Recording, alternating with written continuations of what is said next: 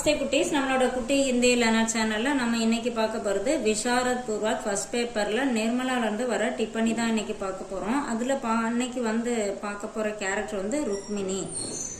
उपन्यास सम्राट मुंशी प्रेमचंद का अत्युत्तम उपन्यास है निर्मला। सामाजिक यथार्थता, स्वार्थता, अनमेल, विवाह तथा दहेज प्रथा की क्रूरता पर प्रकाश डालने वाला यह उपन्यास मुंशी प्रेमचंद का अनुपम उपन्यास है। இது நம்ம எல்லா டிப்பனிலையுமே பார்த்திருக்கோம். इसका पात्र है रुक्मिणी। இதுல வர ஒரு கேரக்டர் रुक्मिणी। ननद அப்படினா நாத்தனார்। रुक्मिणी निर्मला उपन्यास की नायिका की ननद और तोताराम की बहन है। இவங்க रुक्मिणी இந்த நாவலோட ஹீரோயின் நிர்மலா, அவங்களோட நாத்தனார், அவங்க ஹஸ்பண்ட் தோத்தாராமோட சகோதரி। शादी के बाद रुक्मिणी उसे दंग करने लगती है। அதாவது மேரேஜுக்கு அப்புறம் அவங்க நிர்மலா கஷ்டப்படுத்துறாங்க। वह निर्मला के प्रति क्रूर व्यवहार करती है। ननद की क्रूरता का चित्रण अपने पात्र से वह किया करती है। இவங்க என்ன பண்றாங்க, அவங்க நிர்மலா கிட்ட எப்பயுமே கடுமையான கேரக்டராகவே நடந்துக்கிறாங்க।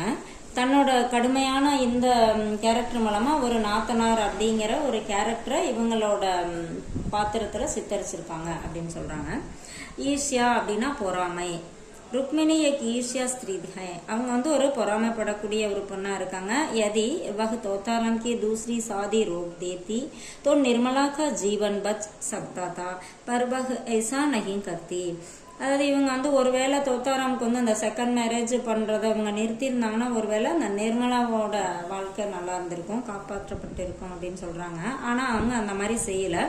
शादी के बाद जब निर्मला घर आती है और उसे प्यार व अधिकार मिलने लगता है तो रुक्मिणी इस हक नहीं पाती। அது மேரேஜ் ஆகி நிர்மலா இவங்க வீட்டுக்கு வந்ததுக்கு அப்புறம் அங்க இருக்க அவங்களுக்கு அன்பு கிடைக்குது, அப்புறம் அந்த வீட்டோட ரைட்ஸ் இவங்களுக்கு கிடைக்குது। ஸோ இதை பார்த்தோன்னே இவங்களுக்கு பொறாமை வருது। இவ்வளோ நாளாக என்ன அவங்க தான் பார்த்துட்டு இருந்தாங்க, இப்போ அந்த பொறுப்பு நிர்மலாவுக்கு மாறினோடனே அவங்க அதை பற்றி பொறாமப்படுறாங்க। உஸ்கே மன்மே ஈர்ஷ்யாக்கி ஆக் படக் உட்தி ஹை। அவங்க மனசுல பொறாம தீ அதிகமா ஆயிருது அப்படிங்கிறாங்க। கட்டோர் அப்படின்னா கடுமை। निर्मला के प्रति ईर्ष्या रुक्मिणी को कठोर बना देती है। அந்த நிர்மலா மேல இருந்த பொறாம அவங்க மேல இன்னும் கடுமையா कैरेक्टर மாறறதுக்கு ஒரு காரணமா இருக்கு। वह उसे हर बात के लिए दोषी ठहराती है। அவங்க ஒவ்வொரு விஷயத்தையும் அவங்க மேல குற்றவாளியாவே சொல்றாங்க। அவர் हमेशा उनके बारे में அவங்க எப்பயுமே அவங்கள பத்தி कुछ ना कुछ கத்தி रखती है, ஏதாவது அவங்கள குறை சொல்லிக்கிட்டே இருக்காங்க। कठोर शब्दों का प्रयोग कर वह निर्मला को मानसिक रूप से बहुत कष्ट देती है। கடுமையான வார்த்தைகளால அவங்கள எப்பயுமே ரொம்ப கஷ்டப்படுத்திட்டு இருக்காங்க। நிர்மலா மனப்பூர்வமா அதாவது மனம் வருத்தப்படல, நம்ம கஷ்டப்படுத்துறோமே அப்படின்னு மனப்பூர்வமா அவங்க ரொம்ப கஷ்டப்படுத்திட்டு இருக்காங்க அப்படிங்கிறாங்க। நிடர் அப்படின்னா பயம் இல்லாத। रुक्मिणी निडर और साहसी है। அவங்க ஒரு பயம் இல்லாத ஒரு சாகசி அப்படிங்கிறாங்க। बाई के आश्रय में रहने पर भी वह कभी दबती नहीं। அதாவது இவங்க சகோதரனோட இருப்பிடத்துல இருக்காங்க, இருந்தாலும் அதை பத்தி அவங்க எதுவுமே ஃபீல் பண்ணிக்கிறது இல்லை। நம்ம இங்க இருக்கோம், அமைதியா இருக்கணும் அப்படிங்கிற மாதிரி எதுவும் நினைக்கிறது இல்லை। तोताराम के शांत रहने को कहने पर भी वह चुप नहीं होती। தோத்தாராம் இவங்களோட சகோதரன் சொல்றாரு அமைதியா இரு அப்படின்னு சொல்லும் போது இவங்க அமைதியாவே இருக்கிறது இல்ல। वह अपने भावों को बेझिझक व्यक्त करती है। தன்னோட பாவனைகள், அதாவது அவங்க மனசுல தோன்றத ஒரு தயக்கமே இல்லாம வெளிப்படுத்துறாங்க। ஜிஜக் அப்படின்னா தயங்கிறது, बेझिझक அப்படின்னா தயக்கம் இல்லாமல்। அவர் निडरता से अपने विचार सामने रखती है। அது பயமே இல்லாம தன்னோட எண்ணங்களை வெளிப்படுத்துறாங்க। यही उसकी सफलता का कारण बनता है। இது அவங்களோட கேரக்டருக்கு ஒரு வெற்றியா இருக்கு அப்படின்னு சொல்றாங்க। அடுத்தது प्यार। कठोर ननद के रूप में दिखने वाली रुक्मिणी में भी ममता और प्यार है। அது கடுமையான கேரக்டரா காமிச்சாலும் கூட அந்த रुक्मिणी கிட்ட ஒரு அன்புங்கிற அந்த ஒரு கேரக்டரும் இருக்கு। वह अपने பதீஜோं से स्नेह करती है। பதீஜோं அப்படின்னா அவங்க சகோதரனோட பசங்க, அவங்களதான் பதீஜா அப்படின்னா சகோதரன் மகன்।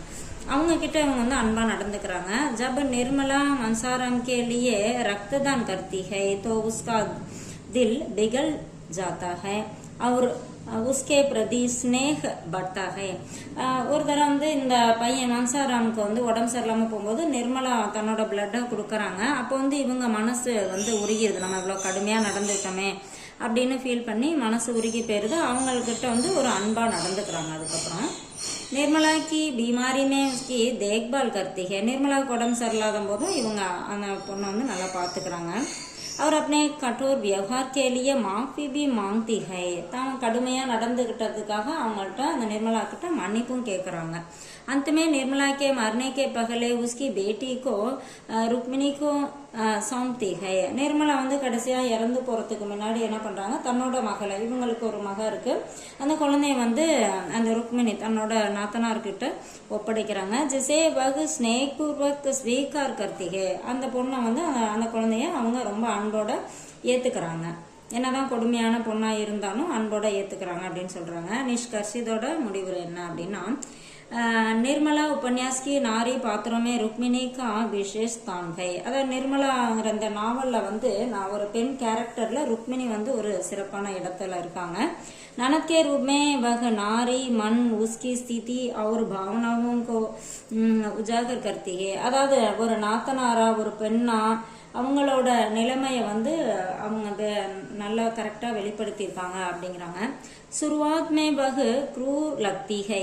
ஆரம்பத்துல அவங்க வந்து கடுமையானவங்களா இருக்காங்க. लेकिन अंत में अपने व्यवहार से पाठकों के मन में स्थान बना लेती है. ஆனா இப்போ கடைசியில வந்து அவங்களோட நல்ல கேரக்டரால வாசகர்களோட மனசுல வந்து அவங்க இடம் பெற்றிருக்காங்க அப்படின்னு சொல்றாங்க.